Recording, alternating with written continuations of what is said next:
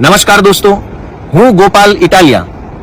કેસરી સાફો અને કેસરી ટોપી એ બંનેની અંદર ઘોડા અને ગધેડા જેટલો ફરક છે. જેમ ઘોડો અને ગધેડો જોવામાં એક સરખા લાગે, પણ ઘોડો એ ઘોડો છે અને ગધેડો એ તો આખી દુનિયા જાણે છે ગધેડો છે. એવી રીતે કેસરી સાફો પહેરીને હણહણતા ચેતક ઘોડા ઉપર સવાર થનારા શૂરવીર યોદ્ધાઓ એને બલિદાન આપ્યું છે, શૌર્ય બતાવ્યું છે, ત્યાગ કર્યો છે, સમર્પણ આપ્યું છે. અને કેસરી સાફાઓ પહેરનારાઓનો એક વિશાળ લાંબો ભવ્ય ઇતિહાસ છે. અને કેસરી ટોપી પહેરીને નીકળી ગયેલા લોકોનું, ગામમાં જેની 5 પૈસાની વેલ્યુ ન હોય એવો ગધેડા જેવો એક માણસ માથે જો કેસરી ટોપી પહેરી લે તો પછી બુટલેગર વેડા, જમીન માફિયા વેડા, નકલી ટોલ નાકા બનાવવા, ગુંડાગીર્દી કરવી, વ્યાજ માફિયા વેડા કરવા, લોકોના પૈસા પડાવવા, ભ્રષ્ટાચાર કરવા, શું નથી કરતા. કેસરી સાફો પહેરી અને બલિદાન, ત્યાગ, શૌર્ય, સમર્પણનો ઇતિહાસ છે. કેસરી ટોપી પહેરવા વાળાનો ગુંડાગીર્દી, લુખ્ખાગીર્દી, ભ્રષ્ટાચાર, તોડબાજી, માફિયા વેડા કરવાનો ઇતિહાસ છે. આમ તો બંનેનો કલર સરખો દેખાય, કેસરી સાફા અને કેસરી ટોપીનો કલર કેસરી જ છે. પણ ફરક, જેમ ઘોડા અને ગધેડામાં ફરક છે, એમ કેસરી સાફામાં અને કેસરી ટોપીમાં ફરક છે.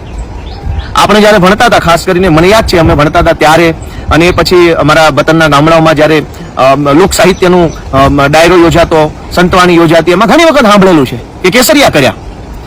તો મારા મનમાં તો વર્ષોથી એવું હતું કે જ્યારે એમ બોલવામાં આવે કે કેસરિયા કર્યા, તો એનો અર્થ એવો નીકળે છે કે કોઈ વ્યક્તિએ યુદ્ધના મેદાનમાં સામી છાતીએ લડતા લડતા દુશ્મનના ઘા છાતી ઉપર ઝીલીને પોતાના જીવનું બલિદાન આપી દીધું હોય. પોતાના ધર્મ માટે, પોતાના દેશ માટે, પોતાની જનતા માટે, અથવા તો પોતાના સિવાય કોઈ બીજા માટે જીવનું બલિદાન આપી દે, એને કેસરિયા કર્યા એવું કહેવાય. અથવા કેસરિયા કર્યાનો અર્થ એવો થાય કે બીજા માટે પોતાનો જીવ આપી દે, એને કેસરિયા કર્યા કહેવાય.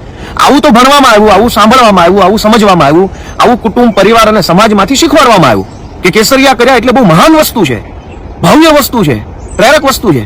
આજકાલ કેસરિયા કર્યાનો અર્થ શું થાય છે કે ગુંડાઓ, બદમાશો, લુખ્ખાઓ, ભ્રષ્ટાચારીઓની ટોળકીની અંદર કોઈ માણસ ભળી જાય એટલે છાપામાં આવે કેસરિયા કર્યા ઢેકણા ભાઈએ. ક્યાં એક કેસરિયા હતા કે જેમાં કોઈ બલિદાન આપે અને પછી સમાજ એમ કહેતું કે કેસરિયા કર્યા. અને ક્યાં આજે કોઈ માણસ સવારે જાગી અને લુખ્ખા, ગુંડાઓ, બદમાશો, હલકટોની ટોળકીમાં ભળી જાય એટલે એમ કહેવામાં આવે કેસરિયા કર્યા. એક કેસરી ટોપી પહેરનાર ટોળકીએ, ગાંડા ગધેડાઓની કેસરી ટોપી પહેરનાર ટોળકીએ કેસરી કલરની જે મહાનતા છે આ દેશમાં, કેસરી કલર તો સંતોએ ઓઢ્યો, સંતોએ પહેર્યો, ને કેસરી કલર શૂરવીરોએ પહેર્યો.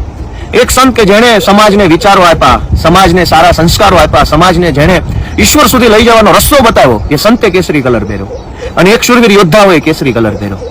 એટલે તો આપણા ભારતના રાષ્ટ્રધ્વજની ઉપર કેસરી કલર રાખવામાં આવ્યો. તો કેસરી કલરની શું મહાનતા છે, શું ભવ્યતા છે, કેસરી કલર કેટલો આપણા બધા માટે પ્રેરણાદાયક છે. એ જ કેસરી કલરની ટોપી પહેરીને આજકાલ નીકળી ગયેલી ગધેડાઓની ટોળકીએ શું ધંધા ચાલુ કર્યા છે કેસરી કલરની આડમાં આપણે જોઈ રહ્યા છીએ. તમામ હલકા કામ, તમામ 2 નંબરના કામ, તમામ નિમ્ન પ્રવૃત્તિઓ, તમામ અપરાધો, તમામ અસામાજિક પ્રવૃત્તિઓ કેસરી ટોપી પહેરીને ગુજરાતમાં કરી શકાય છે.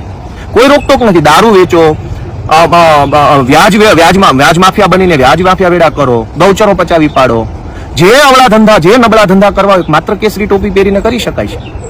તો આ કેસરી ટોપી વાળાઓએ સત્તાના અહંકારમાં, સત્તાના અભિમાનમાં એટલા બધા આંધળા બન્યા છે. જેમ એક જમાનામાં ધૃતરાષ્ટ્ર આંધળા બન્યા હતા અને એની નજર સામે બધું ચાલતું હતું, છતાંય ધૃતરાષ્ટ્રને કશું દેખાતું નતું.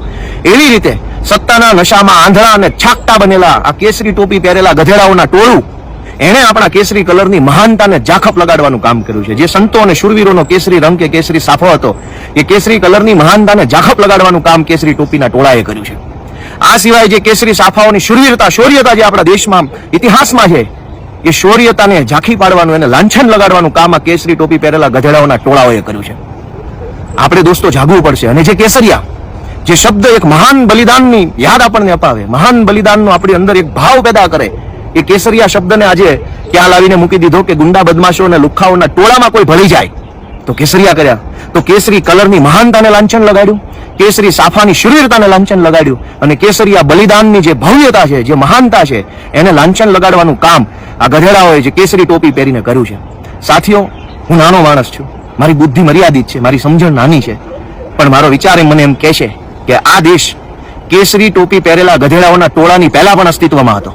કેસરી ટોપી પહેરેલા ગધેડાઓની ટોળકી જે દિવસે આ દેશમાં નહીં હોય ત્યારે પણ આપણું મહાન ભારત હશે.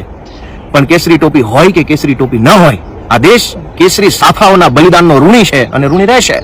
આપણે બધાએ દોસ્તો હર હર મહાદેવનો નાદ કરી કેસરી કલર માટે, કેસરી સાફા માટે અને કેસરિયા બલિદાનો માટે થઈ આપણે આ કેસરી ટોપી વાળાના સત્તાનો નશો ઉતારવાનું કામ કરવું પડશે દોસ્તો. હર હર મહાદેવ, જય હિન્દ.